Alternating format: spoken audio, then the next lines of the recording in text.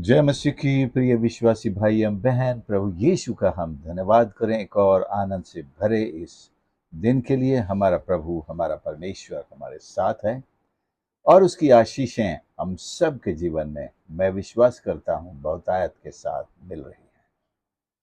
हमारा परमेश्वर जिसने हमसे प्रेम किया, उसने हमारे जीवन को आत्मिक रूप से, आर्थिक रूप से, भौतिक रूप से भी, सामाजिक रूप से भी आशीषित किया है।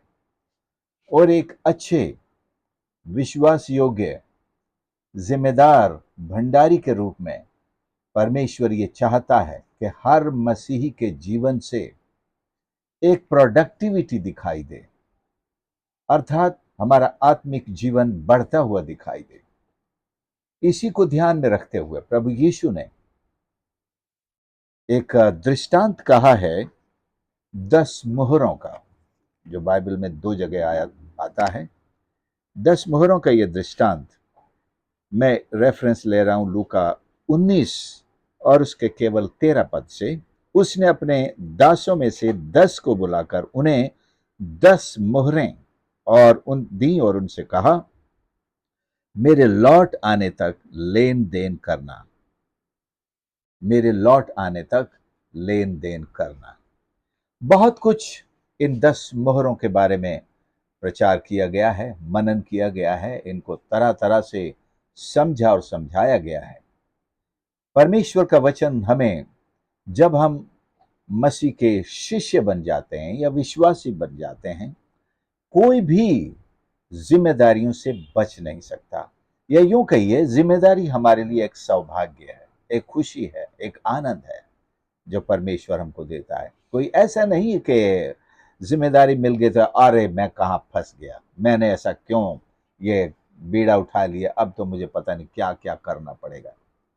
ऐसे उदासी के साथ नहीं, परमेश्वर के पीछे चलने वाले को, चाहे वो सेवक हो या एक आम विश्वासी, परमेश्वर अपने लौटने तक हमसे कुछ जिम्मेदारियां, उनके यानी कि कहें रिजल्ट्स देखना चाहता है।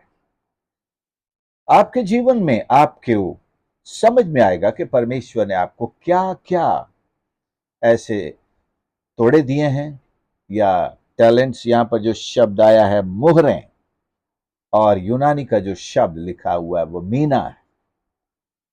आपको कौन सी मीना? यहां 10 लोगों को एक ही मीना दी गई, लेकिन ये एक मीना हमारे जीवन में किसी एक जिम्मेदारी की तरफ इशारा नहीं करती है। जिम्मेदारियों का एक पूरा बंडल है ये।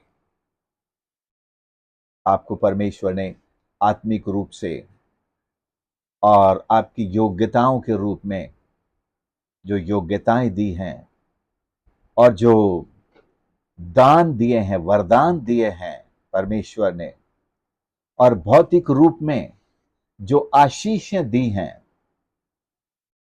और सामाजिक तौर पर जो इन्फ्लुएंस दिया है, प्रभाव दिया है, ये सब उस एक मोहर के हिस्से हैं।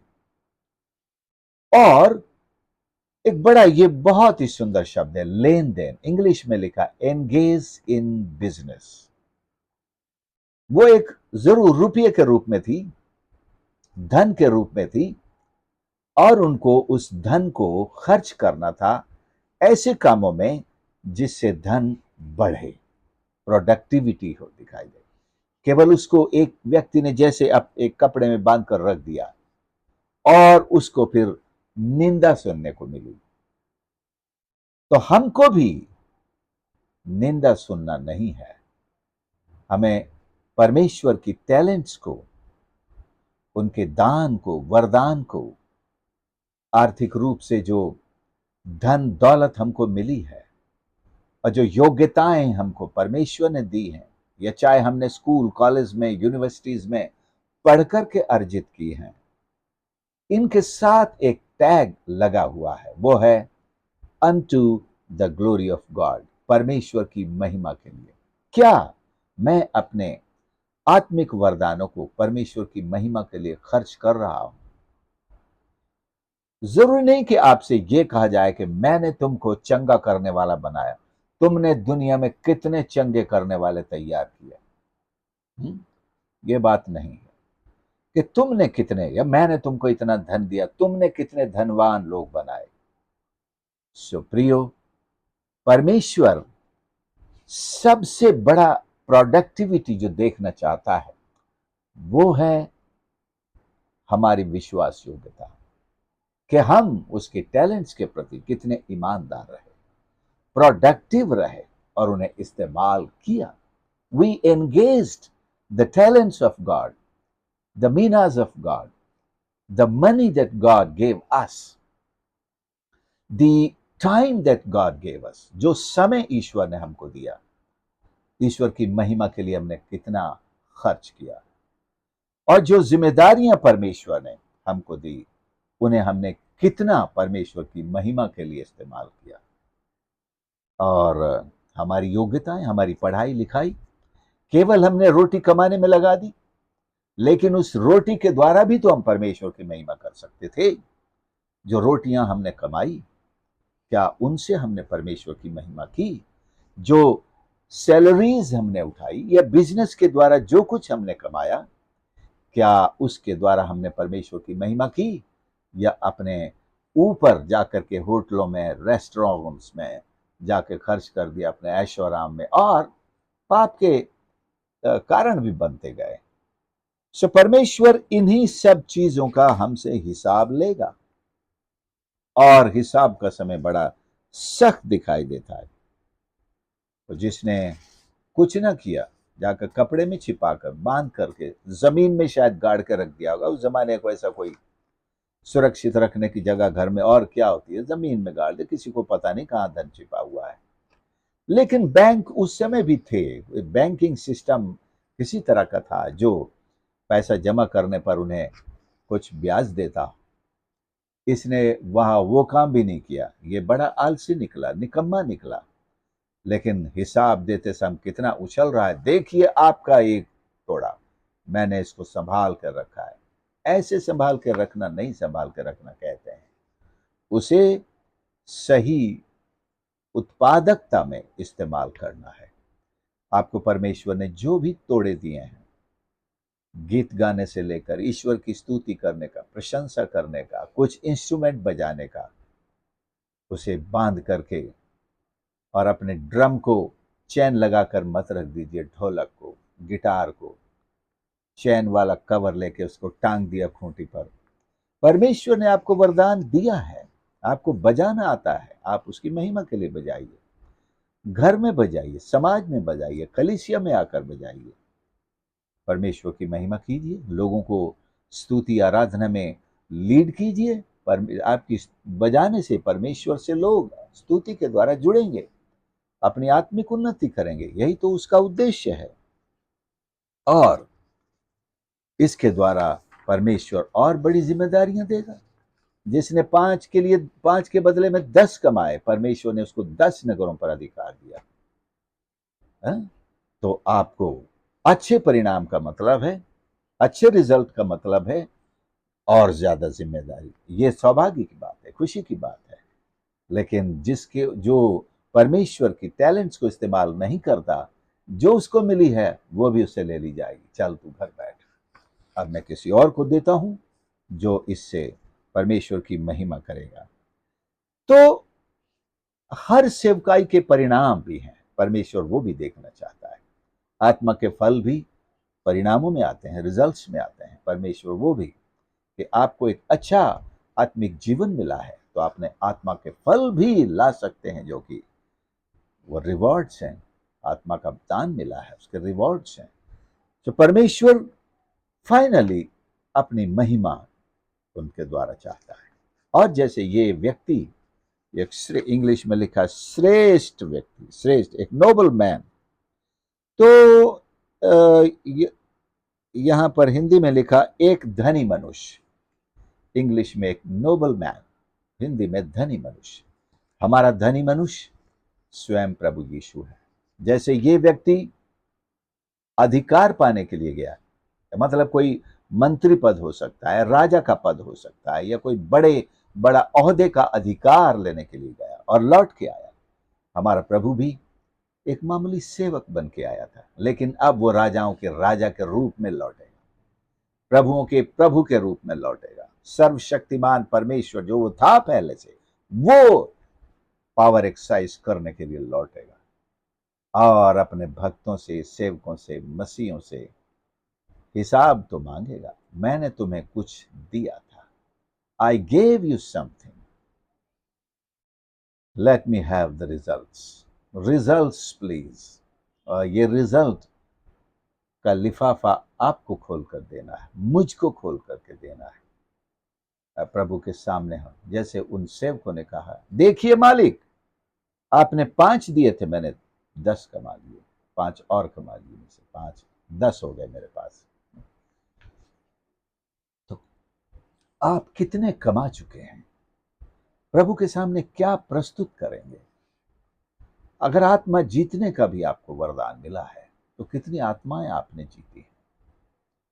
परमेश्वर की महिमा करने का वरदान मिला है, एक श्रेष्ठ जीवन जीने का है, एक फेथफुल वर्कर बन के विश्वास योग्यता से सेवा करने का मिला है।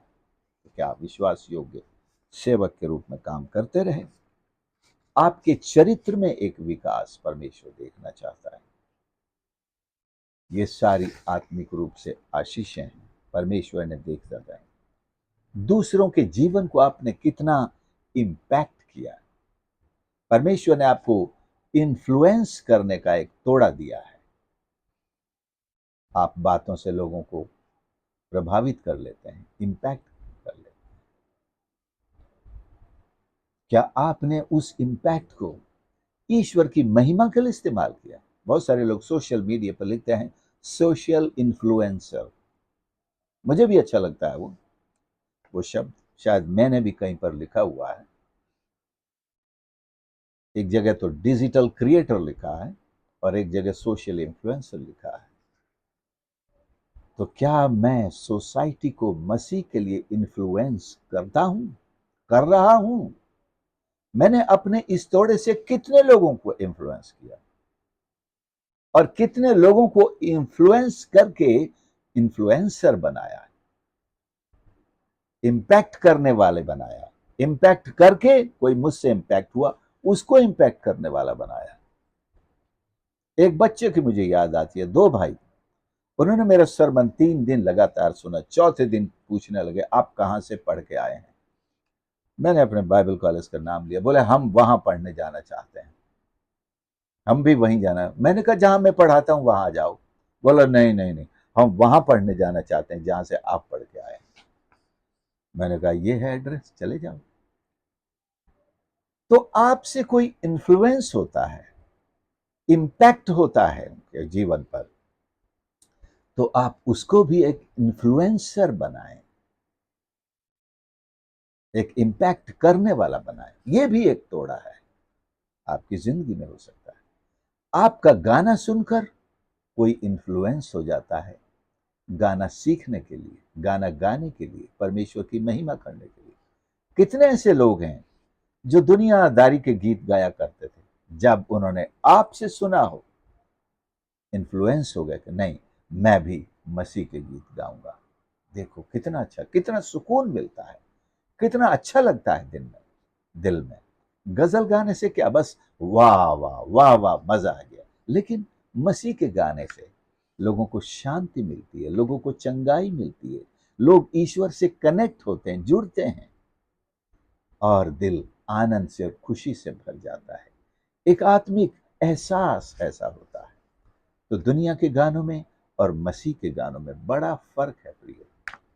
आप गाएं, आपको ये तोड़ा है, तो दूसरे लोग आपके गाने से इम्पैक्ट पाए, इन्फ्लुएंस हो। अगर आपको गाना बजाना सिखाना आता है, वो भी एक तोड़ा है, आप उससे इन्फ्लुएंस करें। लोगों को गाना सिखाएं, क्लासिकल सिखाएं, लोगों को संगीत सिखाएं, वाद्य यंत्र सिखाएं, इंस्ट्रूमेंट सिखाएं। परमेश्वर के इस तोड़े को आपने आज तक कैसे खर्च किया? यदि आज यीशु का आना हो जाए और वो आपसे और मुझसे ये सवाल करे, हिसाब दो, मैंने आपको तोड़ा दिया था, एक नहीं तुमको कई दिए थे, आपकी और मेरी विश्वास योग्यता क्या होगी? क्या हम आनंद के साथ कह सकेंगे, आपने 1 दिया, मैंने 10 बनाए, आपने 5 दिए, मैंने 50 बना लिए? कह सकेंगे? अगर नहीं, तो आज से क्यों ना हम शुरुआत करें? Let's begin it from today and we can do it, because it is God's talent. ये परमेश्वर का तोड़ा है, निश्चित सफल होगा, निश्चित सफल होगा। इसमें परमेश्वर की आशीष भी हमारे साथ है। आइए हम प्रार्थना करें। प्यारे प्रभु, मेरे परमेश्वर, मैं धन्यवाद करता हूँ आपके इस अनुग्रह के लिए, आनंद के लिए, कि आपने हम पर विश्वास किया, आपने हम पर भरोसा किया और प्रभु अपने तोड़े दिए, एक नहीं अनेक दिए। प्रभु, हम विश्वास करते हैं कि आपकी सहायता से हम इन तोड़ों के द्वारा अपने जीवन को इस तरह से बना सकें कि आप दूसरे आगमन पर हमारे जीवन से प्रसन्न हो सकें, एक विश्वास योग्य सेवक के रूप में हमें पा सकें और हमारे कमाए हुए तोड़ों के लिए आप हमें शाबाशी दे सकें, हम आनंदित हो सकें। हर एक सुनने वाले को प्रभु अपना हाथ बढ़ाकर स्पर्श कर। यदि आज तक किसी ने उन तोड़ों को एंगेज नहीं किया है बिजनेस में, प्रोडक्टिविटी में और बढ़ाने में, तो प्रभु उन पर दया कर। आज से वो प्रभु अपने तोड़ों को आपकी महिमा के लिए खर्च करने वाले बन सकें। ऐसी प्रेरणा, ऐसा कमिटमेंट यीशु के नाम से आज ही उनके हृदयों में आशीष कर प्रभु जी। हमारे साथ हो, आशीष दे प्रभु जी।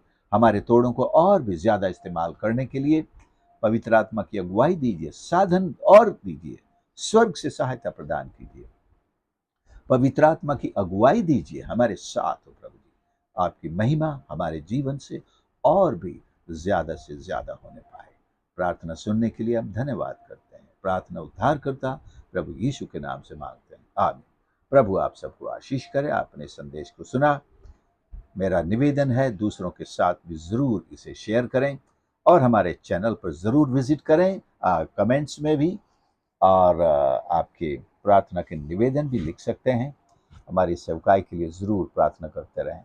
God bless you.